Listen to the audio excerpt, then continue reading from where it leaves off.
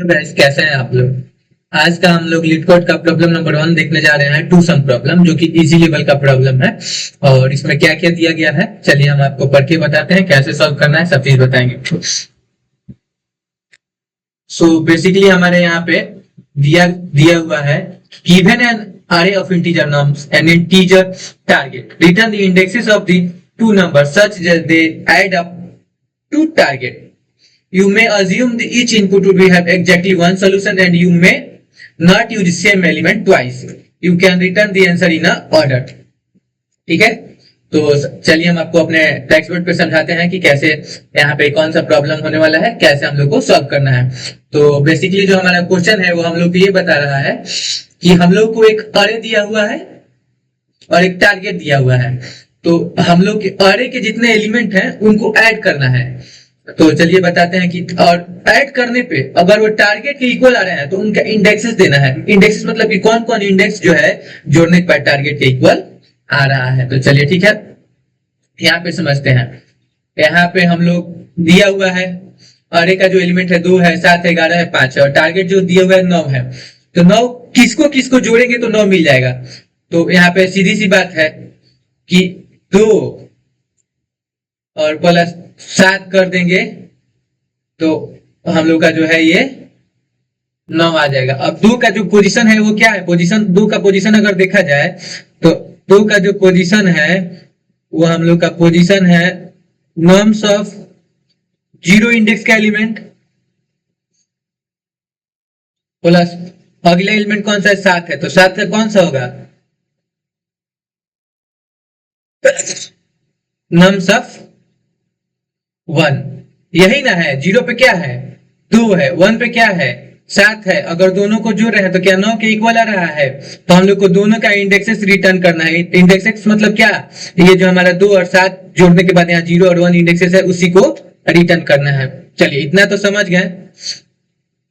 अब हम आपको ये बताते हैं कि कैसे काम करेंगे लोग और कौन से मेथड पे काम होगा। हम आपको सूडो कोड लिख के दिखलाते हैं। तो सूडो कोड लिखने के लिए सबसे पहले हम लोग क्या करेंगे कि देख रहे हैं कि एकदम ब्रूट फोर्स बतला रहे हैं, ठीक है, एकदम मतलब जो इजी सोल्यूशन है एकदम लूजू पुजू वाला वो बताएंगे। तो ब्रूट फोर्स में हम लोग क्या कर सकते हैं, पहले इरेज कर दे उसके बाद आपको बताते हैं कि कैसे कौन सा काम करना है, कब करना है।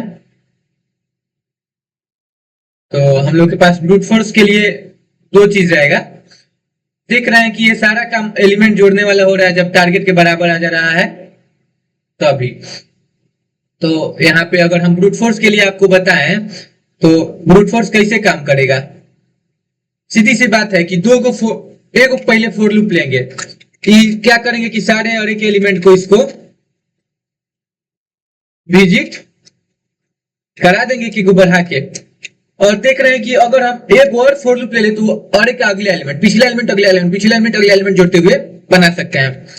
तो दूसरा फोर लूप लेंगे, उसको कहां से स्टार्ट करेंगे, i प्लस 1। i प्लस 1 से क्यों स्टार्ट करेंगे कि अगर i हमारा 0 है तो जो हमारा अगला इंडेक्स होना चाहिए वो 1 हो जाएगा। तो 0 और प्लस 1 करेंगे तो 1 हो जाएगा। अगर y है तो अगला इंडेक्स 1 प्लस 1 करेंगे तो अगला इंडेक्स 2 हो जाएगा। इसलिए हम लोग क्या ले रहे हैं, i प्लस 1 ले रहे हैं। इसको भी कहां तक लेके जाएंगे, वहीं तक लेके जाएंगे।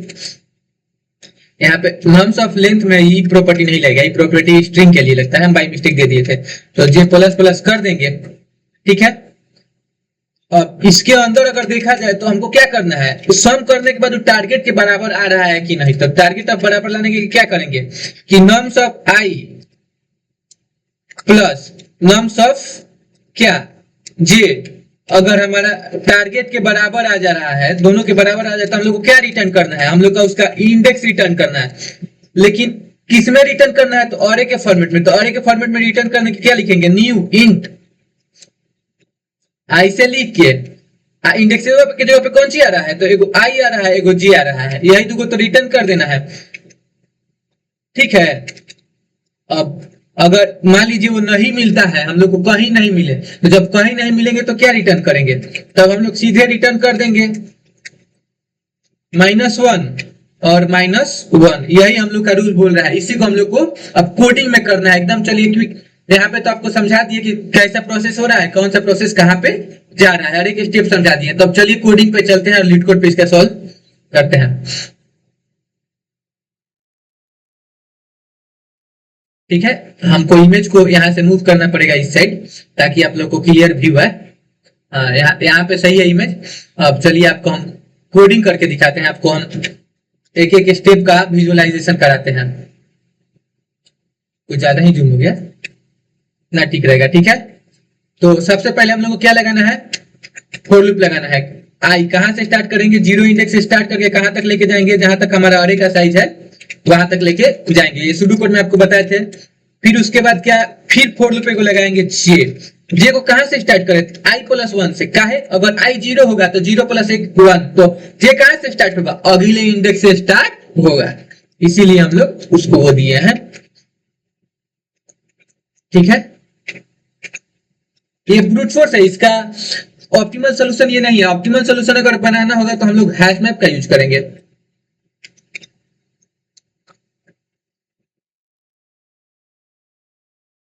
ठीक, हैश मैप का यूज कैसे करेंगे, तो जो हमारा नंबर्स ऑफ आई में से अगर टारगेट माइनस कर देंगे तो हम लोग का इंडेक्स आ जाता है, इसलिए।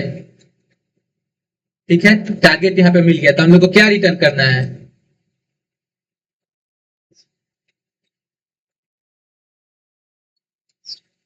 आई और जे को यहाँ पे रिटर्न कर देना है। अगर नहीं मिलता है तब क्या रिटर्न करेंगे, -1 -1 करेंगे। हाई जो लाइनिया लिखा है, न्यू इंट रिटर्न ब्रैकेट देके उसमें आई का मजे लिखे हैं। क्यों लिखे हैं न्यू इंट, इसलिए लिखे हैं क्योंकि हम एक नया अरे बना रहे हैं। क्या बोल रहे हैं, उसको बोल रहे हैं कि नया अरे बना रहे हैं जिसमें कौन कौन एलिमेंट है, आई और जे एलिमेंट है। इसमें को नया एलिमेंट बना रहे हैं जिसमें नया अरे बना रहे हैं जिसमें 2 एलिमेंट है, -1 -1। चलिए इसको रन करा के देख लेते हैं। नेटवर्क इशू हुआ है, तो नेटवर्क इशू को हम लोग कैसे सॉल्व करेंगे आपको पता है। नेटवर्क इशू हमारा वाईफाई चला जाता है।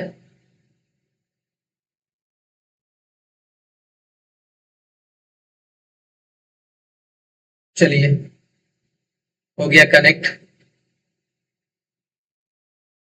यहाँ पे हाँ मिस्टेक किए हैं, यहाँ पे हम लोग को नम्स लिखना है, हम नम लिख दिए हैं तो इधर आएगा ही आएगा। इसको करने के बाद हम आपको एक बार कोडिंग का फिर से विजुलाइज कराएंगे। सारा टेस्ट केस यहाँ पे test case 1, test case 2, test case 3 तीनों पास कर गया। चलिए कोडिंग का एक बार विजुलाइज कराते हैं। एक फॉर लूप लिए हैं जो 0 से लेके नम अरे के हमारे लेंथ तक जाएगा।